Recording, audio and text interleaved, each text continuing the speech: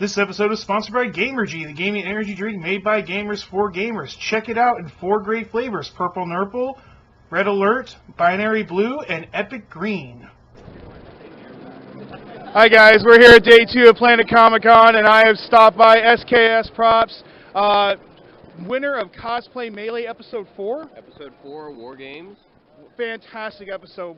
I swear, I was just chomping at the bits like, come on, he did the lights, he deserves this. But thank you so much for being a part of this today. Thank you for stopping by. No problem, thank you so much. But we're just going to ask a few questions, kind of learn to get to know you a little bit more. But real quick, before we start, Kyle, can you get a good picture of this Theron guard from Gears of War, right? Correct. So impressive. How long did that take? That one I actually had to have done in about 2 months because I had a deadline for TwitchCon.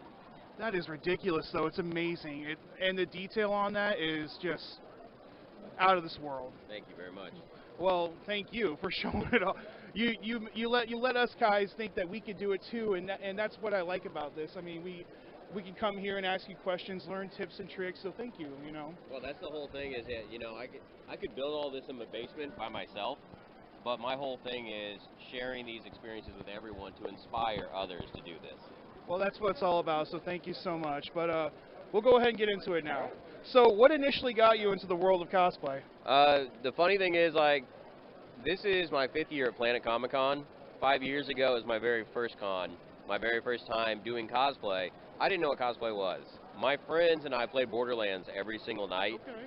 And they're like, hey, we're going to go to Planet Comic-Con. We're going to do, we're all going to dress up as our favorite characters. And I was like, what? And they're like, no, that's what people do. You go and you dress up. And I was like, are you serious? Like, I thought it was going to be that thing, like, I show up, I'm in costume, and everybody else isn't, and then I get laughed at type of a thing. Okay, yeah.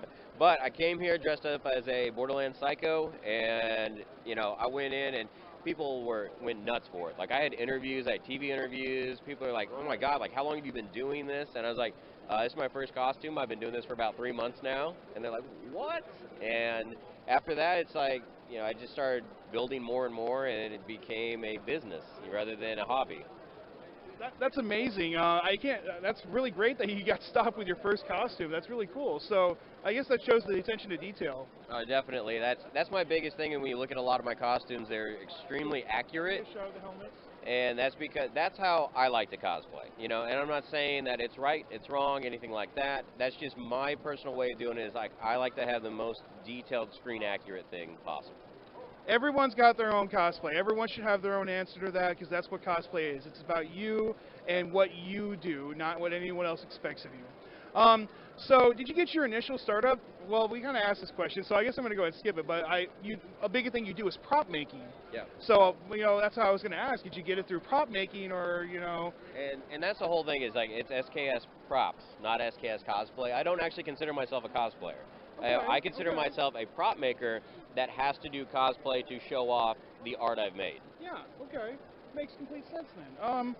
So, how did you get your name? Some people may not know. I know it's Stephen K. Smith, but why did you choose the name though? It's just my initials. Yeah. It's nice and simple. SKS. It just rolls off the tongue. So yeah, Stephen K. Smith.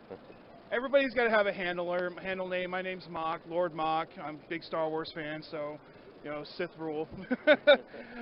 So, what are your favorite cosplay characters that you've done in the past? I've got my 2 here.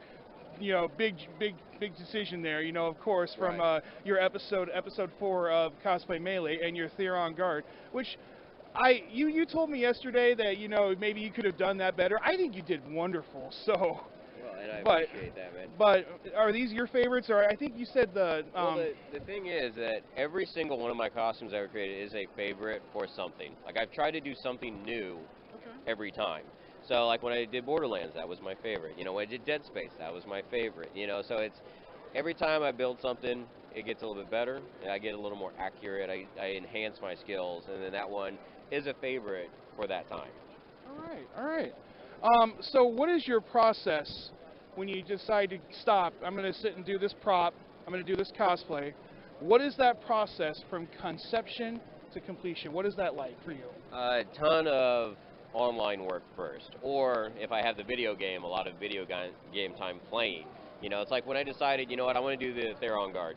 Okay. First thing I'll do is I'll go on Google and I'll be like, has anyone else done this? Like, how did they do it? Not very many people have done the Theron Guard. So I can see why it's intimidating, you know? It's ridiculous. And so after I do that, then like I play to the game until I get to that point, and then I take a ton of photos of everything. I'll go on Google, find all the kind of references I can. I was extremely lucky with this particular build because one of the guys that worked at Epic on Gears for 7 years, his name's Preston, this was his character he created. Oh, okay. And he found out I was making it, and he sent me like the 3D files, like turnarounds. He sent me his actual action figure so I could get the details perfect. So that's awesome. Do you have the crossbow gun? Do you have that here? the torque bow is actually on display downstairs in a gallery. Oh, we'll have to go take some pictures, and we'll put it in the video. So we'll take some pictures of that. But so how many cosplay characters have you done to date so far? I don't do a lot, so I'm only around like 7 or 8 costumes total, but it's because every single costume I do takes me hundreds of hours from start to finish. So most years I'm only able to get a couple done.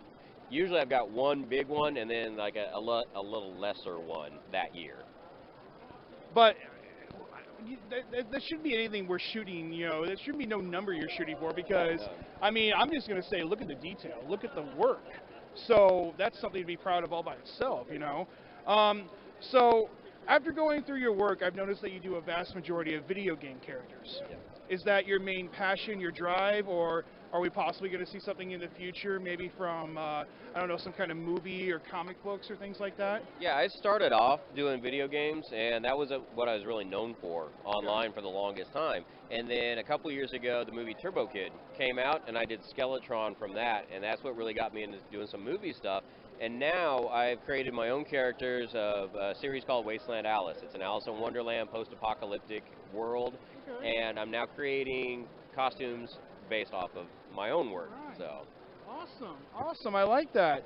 I always like it when people can do their own conception work because it's something original, something that's only stamps as you. So how does it feel to, so this may not be true, I mean, I noticed a lot of Facebook conversation about your Death Dealer and how it was your favorite costume at the time. I mean, we already discussed it, but does that one hold a special place in your heart, you know, or a little... Yeah, definitely. That's Frank Frazetta's Death Dealer helmet, and Frank Frazetta was a huge influence on me growing up because I was an illustrator before I built stuff. And of course, Frank Frazetta is the grandfather of, you know, illustration. And, you know, so what was it, 4 years ago at Wizard World Chicago, they had 22 of his original paintings on display. One of them was Death Dealer. And at that time, I was like, man, when I get good enough, I'm gonna build this. And last year, I determined, you know, it's like I think I've got the skills to finally pull this off. You know, so I spent 40 hours hand sculpting the whole thing out of clay, molded, resin cast. But it came out beautiful, and it was really awesome that his daughter and granddaughter, Holly and Sarah, we talked online, and they were so happy that I had done that and honored their father, you know, and grandfather that way. So. Can we get a close-up of the Death Dealer mask real quick? I just want to get a really good shot of that. It's fantastic work. And I think I can't speak for them, I'm not going to speak for anybody, but I think you've done a great work on it, so, I mean, kudos to you. So, do you feel that it's important to get into character when you cosplay? And if so, how do you achieve that? All right, so that's a gray area for me. That's a fine line. I figured that might be it. I am an extreme introvert in the regards that I like building in my shop by myself, doing my thing. I love the crafting side of it. Well, that's what I thought. I don't get into character as much. Now, when I'm in this, like in the Theron Guard, you have to get into character. People are like, oh man, you got to walk down and everything. I was like, no, you literally have to walk that way when you're in this costume. But that's where I get to team up with a lot of my friends that are cosplayers, and so we work well because I'm able to give them awesome props. They're able to then make these characters do and act the way that they're supposed to. All right, well, we're going to get into some nitty-gritty questions here now. We're going to talk about your experience on Cosplay Melee. So you were featured on episode 4 of War Games and won Cosplay Melee. What was that experience like? Man, it was definitely an experience. I am glad to say that I did it. I am also going to say I will never do anything like that ever again.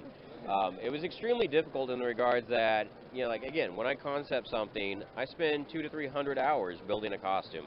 To build an entire costume in 3 days is probably one of the craziest challenges I've ever had. So Definitely one of those bucket list items. I think, though. You know, I mean, I will say it once. I said it. I'll say it 100 times. I love Destiny. It was amazing.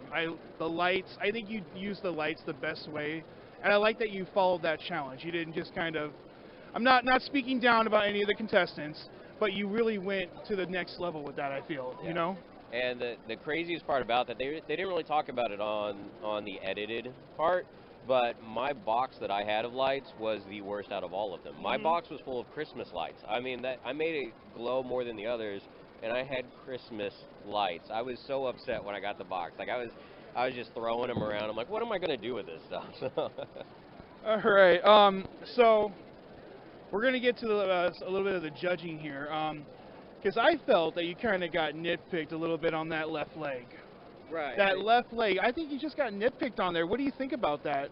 Again, they weren't really familiar with Destiny, though. They didn't realize that in Destiny, armor is not symmetrical. And so a warlock slash hunter, they have armor on one leg, not on the other. And so, but at that time, it was really, really late. I had been building for 3 days, and I was just like, okay, I'm not going to argue this. I'm just going to move on. Since being on Cosplay Melee, has that affected your work or your experience in the cosplay community or at conventions? Honestly, I don't really think it has, and it's because even though I was on it, you don't hear me talk about it a lot. And it's because it's just another milestone in what I've done. You know, every time I build something, you know, like with the Orc, I won C2E2, I won, yeah, first in the US, third in the world. Okay, but it's done. I move on to the next thing. I did Cosplay Melee, it's done. I did TwitchCon, it's done. So it's always just, you know, you can't define yourself after one thing. It's a body of work. I like that. That's a really good answer, actually, because, I mean, some people hang by laurels, and Right. it's nice to see you just move on and work on something else. Okay, so any tips, tricks, anything you can give out anybody out there who might want to get into prop making, who might want to maybe they start off with like maybe a standard mask and they want to go to this. What are those tips and tricks that you can give to those people out there for that? I mean, the biggest thing, first off, I'd say is try it, do it. You know, don't say, man, I have so many people come up like, man, I want to make this so bad. It's like, well, what's stopping you, right? Get out there and try it. Part two to that is if you have questions on any of this, there's so many resources out there nowadays. Like, I've been known throughout the community, again, because I share every single costume I've ever made, there's a full build thread of start to finish how I've done it. The awesome thing is, like, I do that, Bill Punish Props does that, Evil Ted does that. I mean, there's so many of us in the community that's been our norm of, hey, look, this is something I've done, but I want to inspire others. All right. Thank you so much. You know, that really helps because a lot of people, they just feel trapped and they don't know. A lot of people are intimidated, to be honest. You know, you come up and he's not going to talk to me. Just voice it, guys. Get out there and have the conversation. But anything in the works right now that you can maybe spoil for us a little bit, or anything you can give us that might be coming out soon, or? Well, I guess same thing. The thing that came out. Hey, Denise, can you hand me one of the coloring books? Oh yeah, let's get a shot of the Wasteland Alice stuff here. Yeah, so this is my newest project. This is Wasteland Alice. Again, if you like Alice in Wonderland and you like a post-apocalyptic setting, this project is for you. And we just launched the Kickstarter last week, and we're already at 300% funded on that for the playing cards and for the coloring book. And the coloring book is full bios of the world, all the different characters that are involved. So this is my next project. Okay. Cosplay is going to be based off of this. We're going to do miniatures, statues, board game. I mean, we've got lots of things in the works set up for this. All right. Well, I think you've really taken everything that I've asked and just give solid answers. I really appreciate that, and thank you so much for being on the episode with me. No problem at all, man. Thanks for stopping by. Thank you guys so much for coming out here. We're at Planet Comic-Con in Kansas City, Missouri. Make sure you go check out SKS Props. I'll put all the links in the description below. Show them some love. Check out that Kickstarter. I'm gonna I'm gonna splurge a little bit myself. So, but guys, thank you so much for watching. If you enjoyed this video, make sure you Sith Lightning that like button, and if you're new, use the Force to subscribe. And we'll see you guys next time.